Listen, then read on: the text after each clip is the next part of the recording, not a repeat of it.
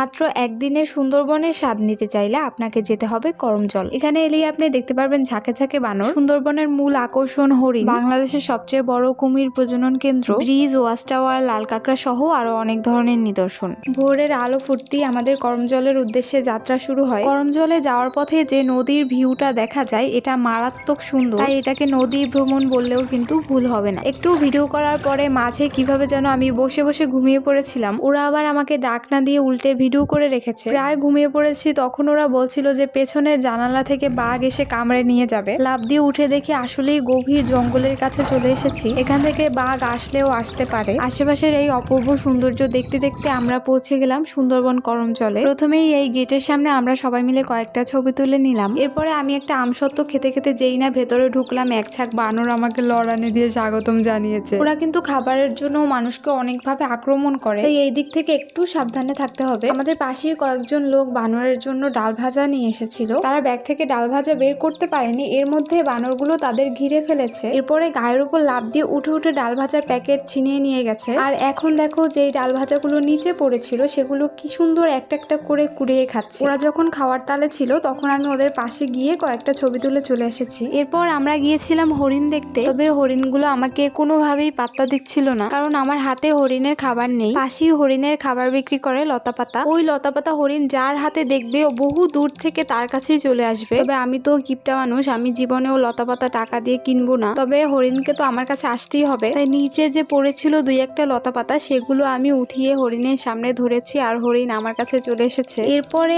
আমরা চলে গিয়েছিলাম কুমিরের ডেরায়। ভেবেছিলাম কুমিরগুলো একটু বড় বড় হা করে ভয় দেখাবে, তা গিয়ে দেখি সব কিউট কিউট কুমিরের বাচ্চা। বাংলাদেশের সবচেয়ে বড় কুমির প্রজনন কেন্দ্র কিন্তু সুন্দরবনে অবস্থিত। এত ছোট ছোট কুমির দেখতে দেখতে হঠাৎ দেখা হয়ে গেল একটা বড় কুমিরের সাথে। এটা এতই বিশাল আমি তো দেখে আর ভিডিও করতে পারছিলাম না, মনে হচ্ছিল হাত কামড়ে নিয়ে যাবে। এরপরে এইদিকে বসার অনেক স্পেস ছিল, এইদিকে অনেক সুন্দর নিদর্শন ছিল যেগুলো দেখলে আমরা অনেক কিছু জানতে পারবো, শিখতে পারবো। যেমন কুমিরের ডিম, শুশুকের কঙ্কাল, ডলফিন, ইরাবতীর মাথার খুলি ইত্যাদি আরো অনেক কিছু যেগুলো আমরা দেখতে যেতেও পারি। একটু সামনে আসার পরে এই প্লেসটা আমার অনেক ভালো লেগেছে, কারণ এখানে একটু ভিড় কম ছিল, একদম খোলামেলা একটা পরিবেশ। এরপরে আরেকটু সামনে গিয়ে আমরা পেয়ে গেলাম বিশাল বড় একটা বটগাছ।